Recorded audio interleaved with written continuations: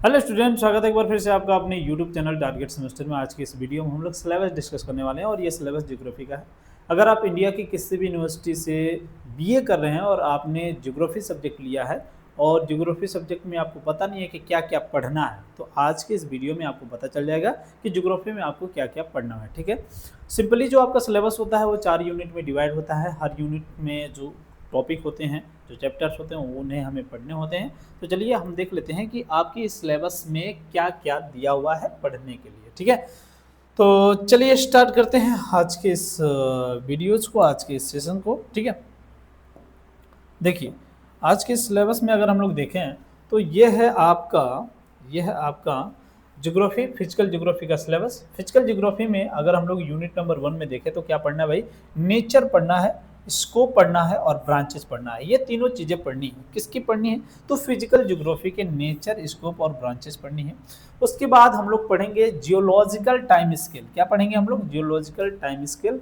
और उसके बाद हम लोगों को पढ़ना है अर्थ ओरिजिन थ्योरी। ठीक है, अर्थ ओरिजिन थ्योरी भी हम लोगों को पढ़ना है। और उसके बाद अर्थ इंटीरियर, यानी कि अर्थ का जो इंटीरियर पार्ट्स होता है, ठीक है, जैसे हम लोग सियाल, सीमा, निफेज ये सब बोलते हैं ना, इंटीरियर स्ट्रक्चर्स। ठीक है, आइसोस्टेसी पढ़नी है। उसके बाद कॉन्टिनेंटल ड्रिफ्ट पढ़ना है। कॉन्सेप्ट ऑफ प्लेट टेक्टोनिक जो थ्योरी है, इसे भी हम लोगों को पढ़ना है। ठीक है, ये सारी की सारी चीज़ें हम लोगों को पढ़ना है यूनिट नंबर 1 में। ठीक है, नेचर एंड स्कोप, ब्रांचेज ये पढ़ लेंगे, जियोलॉजिकल टाइम स्केल पढ़ेंगे, अर्थ ओरिजिन थ्योरी पढ़ लेंगे, अर्थ इंटीरियर्स पढ़ लेंगे, उसके बाद आइसोस्टेसी पढ़ेंगे। उसके बाद continental drift, concept of plate tectonic theory भी हम लोग पढ़ने वाले हैं। ठीक है, क्लियर है यहाँ तक की बातें? अब उसके बाद यूनिट नंबर 2 पर आ जाते हैं। यूनिट नंबर 2 में हम लोग को क्या पढ़ना है? ठीक है, एंडोजेनेटिक एंड एक्सोजेनेटिक जो फोर्स होते हैं उसे हम लोग को पढ़ना है। देखो, इंडोजेनेटिक और एक्सोजेनेटिक जो फोर्स होते हैं, ये कहीं ना कहीं जो बाहर का स्ट्रक्चर होता है पृथ्वी का, जो परत होता है, उसके बाद पहाड़, पठार, मैदान, नदियाँ, घाटियाँ, ये सारी चीज़ें, इन सभी चीज़ों के बारे में पढ़ना है कि ये इनकी वजह से बनते हैं और कैसे बनते हैं। ठीक है, यहाँ पे फोल्डिंग पढ़ लेंगे, फल्टिंग पढ़ लेंगे और उसके बाद अर्थक्वेक भी हम लोग पढ़ेंगे, क्योंकि ये कहीं ना कहीं इसी की वजह से आता है। ठीक है, उसके बाद हम लोग पढ़ेंगे वेल्केनोज। वेल्केनोज भी इसी के अंतर्गत आ जाता है। ठीक है, तो इसको भी हम लोग पढ़ लेंगे। ठीक है, यानी कि अर्थक्वेक पढ़ेंगे, फोल्डिंग, फल्टिंग, उसके बाद वेल्केनोज भी पढ़ लेंगे। उसके बाद रॉक टाइप्स हम लोग पढ़ेंगे, रॉक टाइप्स और उसका फॉर्मेशन कैसे कैसे होता है, इसके बारे में भी हम लोग को पढ़ना है। ठीक है, उसके बाद डेन्यूडेशंस पढ़ना है, जियोमॉर्फिक प्रोसेस जो होता है इसको भी पढ़ना है। और उसके बाद हम लोग को पढ़ना है लैंडफॉर्म्स। ठीक है, इसमें फ्लूवियल्स एंड एरिड्स एंड कोस्टल्स जो एरियाज होता है उसके बारे में हम लोग को पढ़ना है। पूरा डिटेल से हम लोग पढ़ेंगे, इसमें टेंशन लेने की बिल्कुल भी आवश्यकता नहीं है। ठीक है, इतनी चीज़ें अगर आप लोगों को क्लियर हो चुकी हैं तो मैं आपको बता दूं कि इतनी सारी चीज़ें अगर पढ़नी है तो आप पढ़ोगे कहाँ से? ठीक है, तो बिल्कुल भी टेंशन लेने की आवश्यकता नहीं है। ये है आपका बीए फर्स्ट सेमेस्टर का जो बैच है, सारथी नामक बैच है। ये जितना जल्दी आप रजिस्ट्रेशन इसको कर लोगे उतना आपके लिए बढ़िया होगा। क्यों?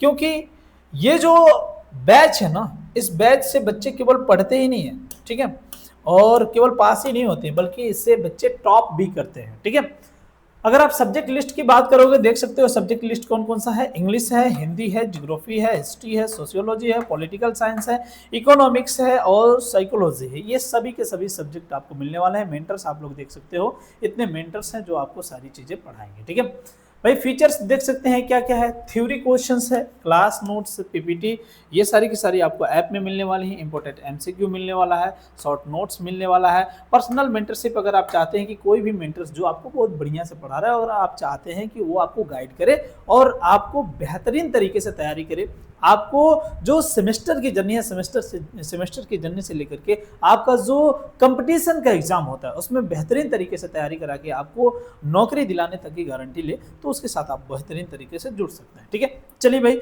आपका बैच का प्राइस देख सकते हो, केवल 699 का प्राइस है। अभी जो है डिस्काउंट्स भी आपको मिल जाएंगे अगर आप अभी परचेज कर लेते हो तो। ठीक है, जितना लेट करोगे दिक्कतें उतनी होंगी। सीट लिमिटेड है तो फिर टेंशन लेने की आवश्यकता आपको नहीं है। ठीक है, क्लियर है? जितना जल्दी अगर आप कर लोगे कवर उतना बढ़िया रहेगा। ऑफर लिमिटेड चल रहा है आपका। ठीक है, ऑफर लिमिटेड चल रहा है। ठीक है, अब आ जाते हैं हम लोग समझते हैं कि आगे की चीज़ों को, आगे की यूनिट को हम लोग कैसे कवर करेंगे। ठीक है,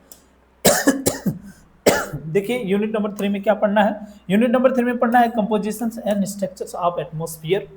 and verticals horizontal distributions of temperatures and इसमें हम लोगों को इंसुलेशंस भी पढ़ लेना है, उसके बाद एयर प्रेशर भी पढ़ना है, विंड्स भी पढ़ना है, ह्यूमिडिटी भी पढ़ना है, एयर मासेस भी पढ़ना है, उसके बाद साइक्लोन भी पढ़ना है। कोपेंस ने जो क्लाइमेट क्लासिफिकेशंस दिया है इसको भी हम लोगों को पढ़ना है, ठीक है। ये सारी चीजें देखो, एटमॉस्फेयर के बारे में ओवरऑल स्ट्रक्चर कंपोजिशन भी पढ़ेंगे, ठीक है।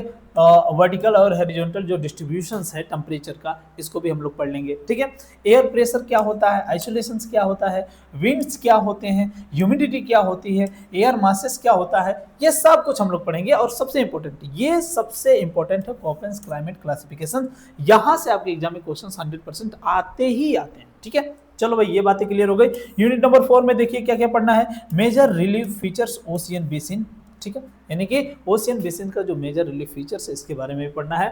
टेम्परेचर के बारे में पढ़ लेना है, सैलिनिटी के बारे में पढ़ना है, और जो मेजर ओशियनिक करंट है, जो महासागरीय धाराएं हैं, इनके बारे में भी पढ़ना है।